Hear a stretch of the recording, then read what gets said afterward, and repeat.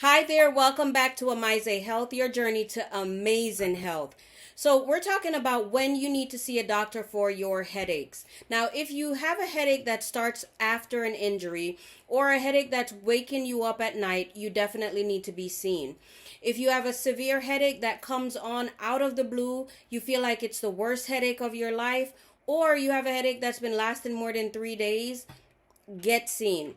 If you've been trying over the counter medicines like ibuprofen, Tylenol, maybe Excedrin, and you feel like that headache is not budging, you also need to be evaluated for that.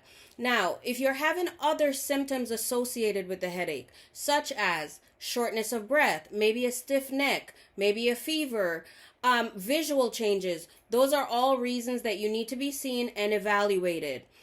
Or if your headache is interfering with your life to the point where you're not able to function at work, at school, or carry out normal activities, then you definitely need to be evaluated.